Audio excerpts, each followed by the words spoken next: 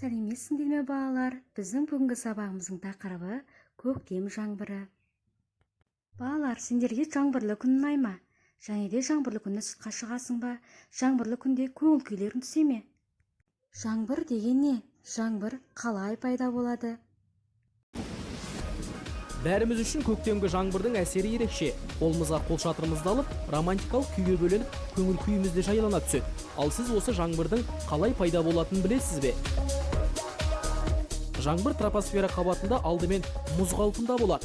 Кейін жер бетіне жақындаған сайын еріп ұсақ тамшыларға айналады. Бір қызығы, жаңбырдың да бірнеше түрі бар. Ендеше атап өтсек, ақ жаңбыр бір қалыпта толассыз ұзақ жауады. Боз жаңбыр, жаңбырдың баяу жауатын түрі. Қара жаңбыр, тек күзде ғана жауатын қалың жаңбыр. Міне балалар, біз жаңа жаңбырдың пайда болуы және жаңбырдың түрлерімен таныстық. Енді қазір жаңбырдың дыбысын тыңдайық.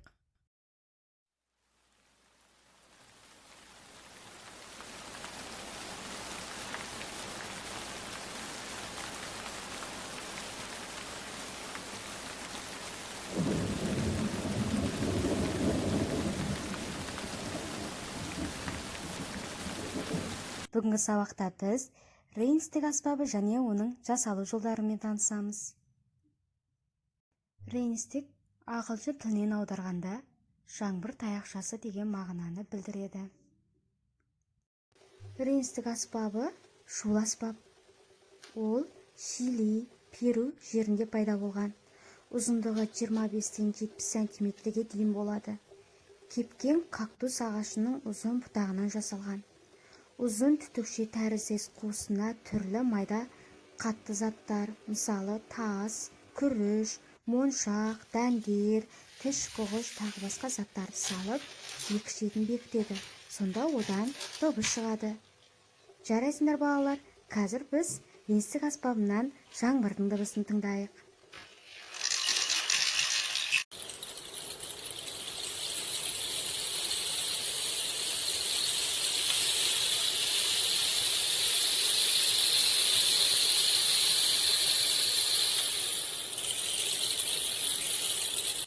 Енді балалар, бүгінгі сабақта жау-жау жаңбыр әнін үйренеміз.